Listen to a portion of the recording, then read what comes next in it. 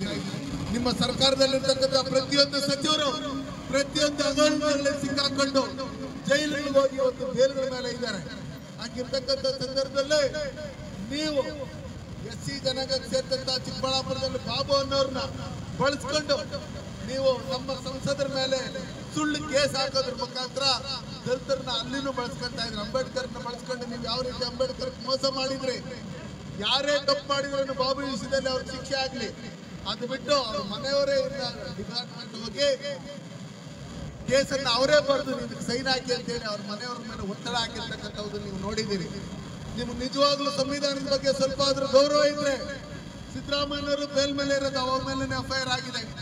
ಪ್ರಿಯಾಂಕರ್ಗೆ ಅವ್ರ ಹೆಸರು ಬರೆದಿಟ್ಟಿದ್ರು, ಸೂಸೈಡ್ ಮಾಡ್ಕೊಳ್ಳೋವಾಗ ಅವ್ರನ್ನೂ ಅರೆಸ್ಟ್ ಮಾಡಿ, ಲಿಂಬಾಳ್ಕರ್ ಹೆಸರು ಲಕ್ಷ್ಮೀ ಹೆಬ್ಬಾಳ್ಕರ್ ಹೆಸರು ಬರೆದಿಕ್ಕಿದ್ರು, ಅವ್ರನ್ನೂ ಅರೆಸ್ಟ್ ಮಾಡಿ, ಅದೇ ರೀತಿಯಲ್ಲಿ ವಾಲ್ಮೀಕಿ ಅಭಿವೃದ್ಧಿ ಪ್ರಾಧಿಕಾರಕ್ಕೆ ಸೇರಿದಂತ ಅಧಿಕಾರಿ ಚಂದ್ರಶೇಖರನ್ನು ಹೆಸರು ಬರೆದಿಕ್ಕಿದ್ರು, ಅವ್ರನ್ನೂ ಜೈಲಿಗೆ ಹಾಕಿ, ಅದೇ ರೀತಿಯಲ್ಲಿ ನಾಗೇಂದ್ರ ಅವ್ರನ್ನು ಜೈಲಿಗೆ ಹಾಕಿ ಎಷ್ಟೋ ಜನ ಸಚಿವರುಗಳ ಹೆಸರುಗಳನ್ನ ಬರೆದಿಟ್ಟು ನಿಮ್ಮ ಸಚಿವರುಗಳಿಗೆ ಈ ರೀತಿ ಲಂಚವನ್ನು ತಗೊಂಡು ನಮ್ಮ ಸಾವಿಗೆ ಅವರೇ ಕಾರಣ ಅಂತೇಳಿ ಸುಮಾರು 4-5 ಪೇಜ್ಗಳನ್ನ ಬರೆದಿಟ್ಟಿದ್ರೇನು ಅವ್ರ ಮೇಲೆ ಯಾವುದೇ ಆಕ್ಷನ್ ತಗೊಳ್ದೆ ಇವತ್ತು ಸುಧಾಕರ್ ಅವ್ರನ್ನ ಮತ್ತು ಡಾಕ್ಟರ್ ಬಾಬಾ ಸಾಹೇಬ್ ಕೊಟ್ಟಿರ್ತಕ್ಕಂಥ ಸಂವಿಧಾನವನ್ನು ದುರುಪಯೋಗಪಡಿಸಿಕೊಂಡು ನೀವು ಕರ್ನಾಟಕ ರಾಜ್ಯದಲ್ಲಿರ್ತಕ್ಕಂಥ ಬಹುಸಂಖ್ಯಾತರಲ್ಲಿ ಮಾಡ್ತಾ ಇರ್ತಕ್ಕಂಥ ಅನ್ಯಾಯಗಳನ್ನ ಖಂಡಿಸಿ ನಾವು ಇವತ್ತೇನು ಸಾಂಕೇತಿಕವಾಗಿ ಕೋಲಾರ ಜಿಲ್ಲಾಡಳಿತ ಕಚೇರಿಗೆ ಮುತ್ತಿಗೆ ಹಾಕೋದ್ರ ಮುಖಾಂತರ ನಮ್ಗೆ ಆಗ್ತಾ ಇರ್ತಕ್ಕಂಥ ಅನ್ಯಾಯನ ಸರಿ ಮಾಡ್ಬೇಕಂತೇಳಿ ಜಿಲ್ಲಾಧಿಕಾರಿಗಳ ಮುಖಾಂತರ ಸರ್ಕಾರಕ್ಕೆ ನಾವು ಮೆಸೇಜ್ ಅನ್ನು ಕೊಡೋದ್ರ ಮುಖಾಂತರ ಸಾಂಕೇತಿಕವಾಗಿ ನಾವು ಧರಣಿಯನ್ನು ಮಾಡ್ತಾ ಇದ್ದೀವಿ.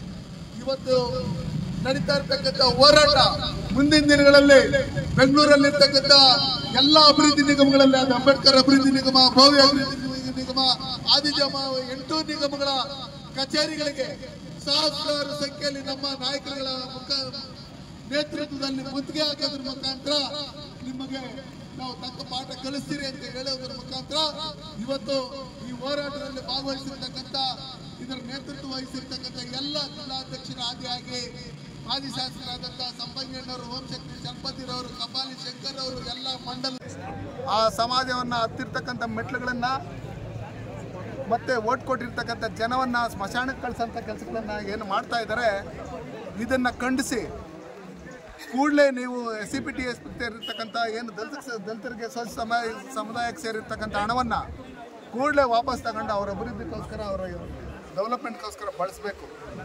ಇಲ್ಲವಾದಲ್ಲೇ ಏನು ಡಾಕ್ಟರ್ ಬಾಬಾ ಸಾಹೇಬ್ ಅಂಬೇಡ್ಕರ್ ದಲಿತ ಸಮಾಜಕ್ಕೆ, ಸೋಚ ಸಮಾಜಕ್ಕೆ ಏನು ಅನ್ಯಾಯ ಮಾಡಿದ್ದೀರಿ, ನಿಮ್ಮ ಮೇಲೆ ನಾವು ಅಟ್ರಾಸಿಟಿ ಕೇಸ್ ಬುಕ್ ಮಾಡಬೇಕಾಗುತ್ತೆ ಸಂಪಂಗಣ್ಣವ್ರು ಹೇಳಿದ್ರು. ಅದಕ್ಕೋಸ್ಕರ ಸಿ ಮಹದೇವಪ್ಪನವರ ಆದಿಯಾಗಿ ನೀವು ಸಚಿವ ಸಂಪುಟದಲ್ಲಿ ಇರ್ತಕ್ಕಂಥ ಪ್ರತಿಯೊಬ್ಬರೂ ಚುನಾವಣಾ ಸಂದರ್ಭದಲ್ಲಿ ಅಂಬೇಡ್ಕರ್ ಹೆಸರು ಹೇಳ್ಕೊಂಡು, ದಲಿತರ ಹೆಸರು ಹೇಳ್ಕೊಂಡು, ಹಿಂದುಳಿದ ವರ್ಗದವರ ಹೆಸರು ಹೇಳ್ಕೊಂಡು ಗೆದ್ದು ಇವತ್ತು ಅವ್ರಿಗೆ ಅನ್ಯಾಯ ಮಾಡ್ತಾ ಇರ್ತಕ್ಕಂಥದ್ದು ಸರಿಯಲ್ಲ. ಈ ರೀತಿ ಇದನ್ನು ವಾಪಸ್ ತಗೊಂಡು ಆ ಸಮಾಜದ ಡೆವಲಪ್ಮೆಂಟ್ಗೆ ನೀವು ಕೊಟ್ಟಿಲ್ಲ ಅಂದರೆ ನಾವು ಉಗ್ರವಾದಂಥ ಹೋರಾಟವನ್ನು ನಮ್ಮ ರಾಜ್ಯಾಧ್ಯಕ್ಷರಾದಂಥ ವಿಜೇಂದ್ರ ಅವರು ಮತ್ತು ವಿರೋಧ ಪಕ್ಷದ ನಾಯಕರಾದಂಥ ಅಶೋಕಣ್ಣವರು, ಛಲವಾದಿ ನಾಡಸಮ್ಮಣ್ಣವ್ರ ನೇತೃತ್ವದಲ್ಲಿ, ಇನ್ನೂ ಅನೇಕ ಮುಖಂಡರ ನೇತೃತ್ವದಲ್ಲಿ ಬೆಂಗಳೂರಿನಲ್ಲಿರ್ತಕ್ಕಂಥ ಎಲ್ಲ 8 ಅಭಿವೃದ್ಧಿ ನಿಗಮಗಳೇನಿದೆ ಅದನ್ನು ಮುತ್ತಿಗೆ ಹಾಕೋದ್ರ ಮುಖಾಂತರ ನಿಮಗೆ ತಕ್ಕ ಪಾಠ ಕಲಿಸ್ತೀರಿ.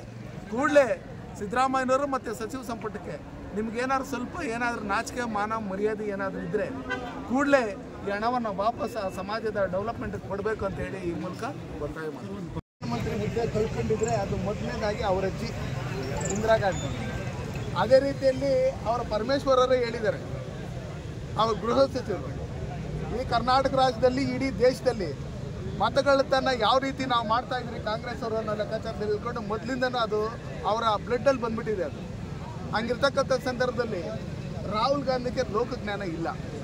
ಅವ್ರಿಗೆ ಲೋಕಜ್ಞಾನ ಇದ್ದಿದ್ರೆ ಇದ್ರ ವಿಷಯವಾಗಿ ಮಹದೇವಪುರದಲ್ಲಿ ಹಿಂಗಾಗಿದೆ ಹಂಗಾಗಿದೆ 80 ಓಟಿದೆ ಅಂತ ಬಂದು ಅಲ್ಲಿ ಟುಸ್ಪಟಾಕಿ ಹಾಕ್ಬಿಟ್ಟು ಅಲ್ಲಿ ಹೋಗ್ತಾ ಇರಲಿಲ್ಲ. ಹಂಗಾಗಿ ರಾಹುಲ್ ಗಾಂಧಿ ಅವರು ಇನ್ನೂ 100 ಹೋರಾಟ ಮಾಡಿದ್ರು ಅದಕ್ಕೆ ಅವಕಾಶನ ಕಿಮ್ಮತ್ತಿಲ್ಲ. ನಮ್ಮಲ್ಲಿ ಏನು ವೋಟಿಂಗ್ ನಡೆದಿದೆ, ಆ ವೋಟಿಂಗ್ ನಡೆಯುವಂಥ ಸಂದರ್ಭದಲ್ಲಿ ಈ ರಾಜ್ಯದಲ್ಲಿ ಸರ್ಕಾರ ಯಾರ್ದಿತ್ತು, ಅವತ್ತು ಚುನಾವಣಾ ಅಧಿಕಾರಿಗಳು ಯಾರಿದ್ರು, ಅವ್ರನ್ನ ವೋಟ್ ಲಿಸ್ಟನ್ನು ಇದು ಮಾಡಿದಾಗ, ಪಬ್ಲಿಸಿಟಿ ಮಾಡಿದಾಗ ಅದಕ್ಕೆ ಅಬ್ಜೆಕ್ಷನ್ ಆಗೋದಕ್ಕೆ ಎಷ್ಟು ದಿನ ಟೈಮ್ ಇತ್ತು?